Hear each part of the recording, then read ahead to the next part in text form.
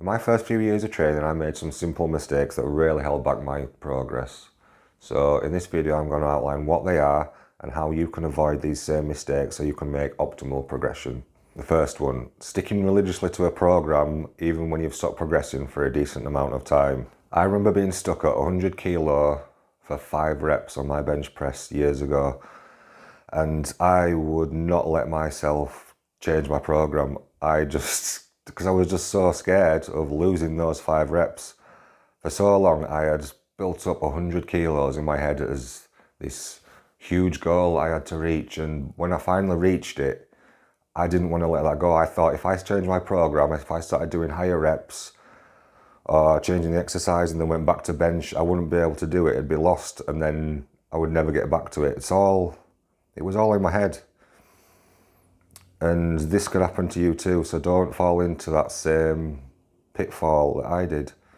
Because I lost years of progression. I would go in the gym every week and just do my 100 kilos for 5 reps and keep expecting it to go up, but it wasn't going up. I was being stubborn, extremely stubborn. I was sticking to a strength program.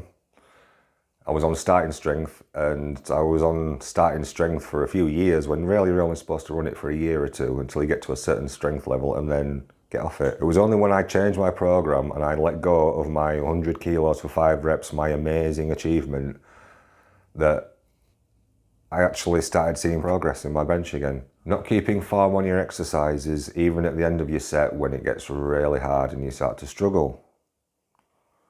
A lot of people have a tendency at the end of their set to try and they can sense that they're not going to get the rep, or the last 2 reps.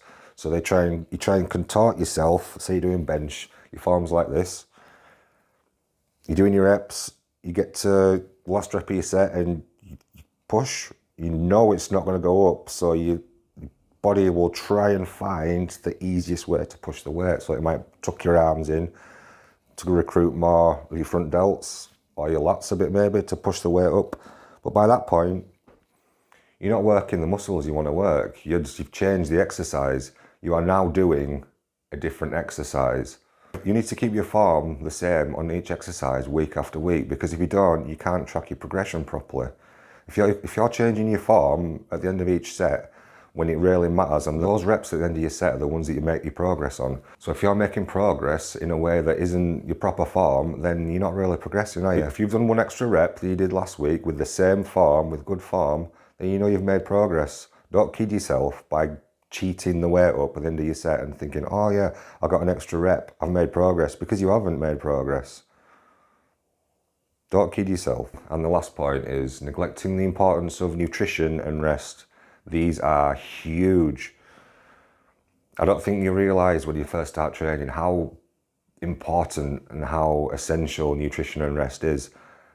And it's hard to even know what people are talking about. Yeah, you just need to get good nutrition. Make sure your nutrition's good. Well, what does that mean?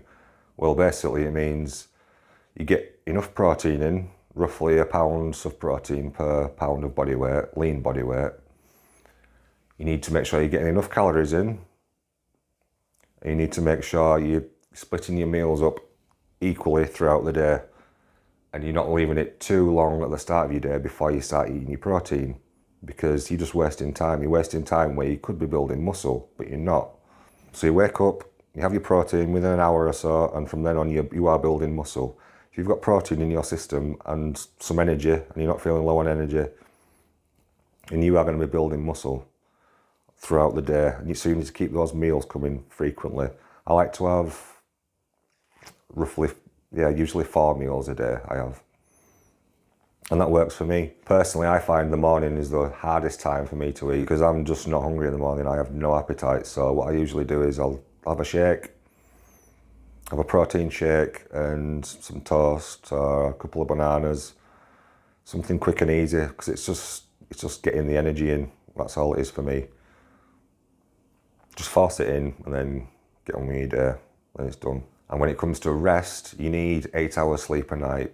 Some people say they can survive on 6 or 7 hours or 4 or 5 hours for some freaks out there, but no, the science just doesn't back it up.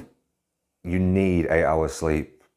especially if you want to be a bodybuilder, if you want to be good at growing muscle, when it comes to rest, you need to get 8 hours sleep a night. You need to try.